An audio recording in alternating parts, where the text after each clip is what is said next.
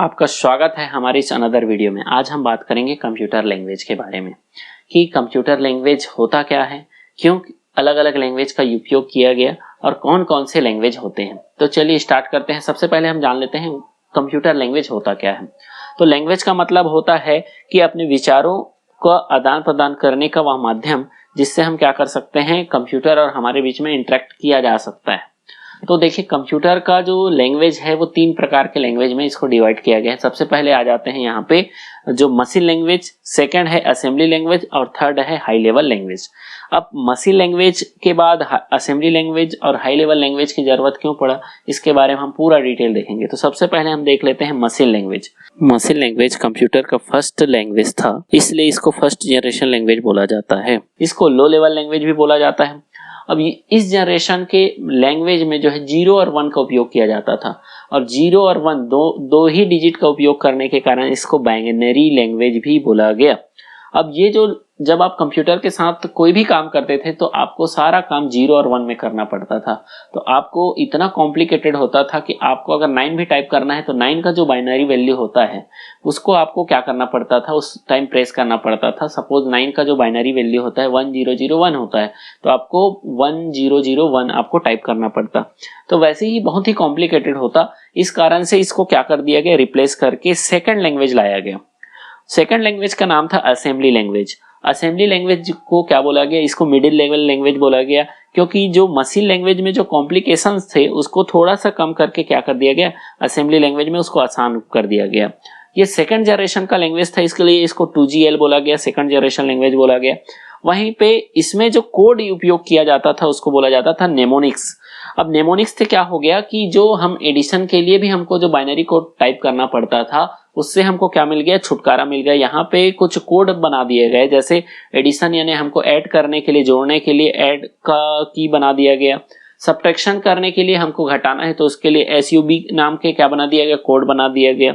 Division अगर हमको भाग करना है तो उसके लिए DIV नाम का कोड बना दिया गया। मल्टीप्लिकेशन करना है तो MUX नाम से क्या बना दिया गया, ऐसे कोड बना दिए गए। तो इससे क्या हुआ कि हमारे जो कॉम्प्लिकेशंस थे जो फर्स्ट जनरेशन में थे उससे थोड़ा सा हमको क्या मिल गया, असेंबली लैंग्वेज में आसान हो गया, लेकिन फिर भी कॉम्प्लिकेशंस थे।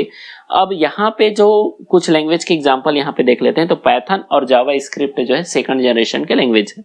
अब हम आ जाते हैं थर्ड जनरेशन का लैंग्वेज जिसको बोला जाता है हाई लेवल लैंग्वेज।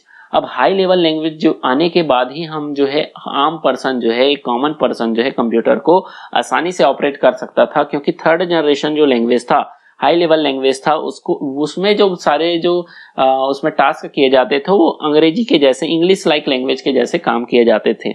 इसलिए जैसे हम इंग्लिश में बोलते हैं, जैसे काम करते हैं, वैसे ही हम क्या कर पाते हैं आज के समय में कंप्यूटर के साथ इंटरेक्ट कर पाते हैं। तो ये कंप्यूटर के साथ इंटरेक्ट करना आसान क्यों हो पाया, क्योंकि जब हाई लेवल लैंग्वेज आया तो कंप्यूटर के साथ जो है काम करना आसान हो पाया। अब यहाँ पे कुछ जो है थर्ड जनरेशन जो हाई लेवल लैंग्वेज के एग्जांपल लिख लेते हैं।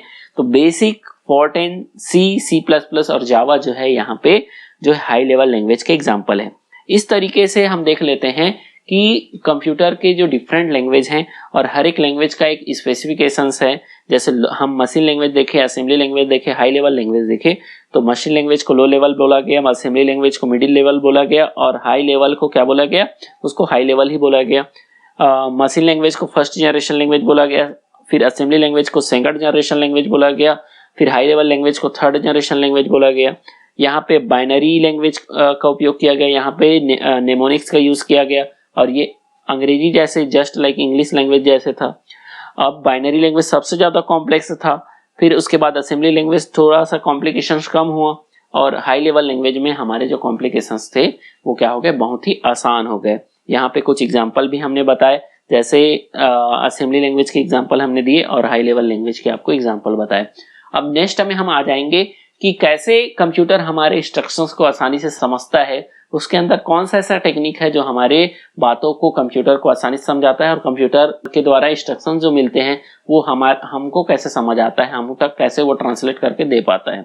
तो अभी के लिए बस इतना ही। अगर आपको वीडियो अच्छा लगा होगा तो आप हमारे वीडियो को लाइक कर सकते हैं, चैनल को सब्सक्राइब कर सकते हैं और अपने दोस्तों को शेयर कर सकते हैं। तो अभी के लिए बस इतना ही। Thank you.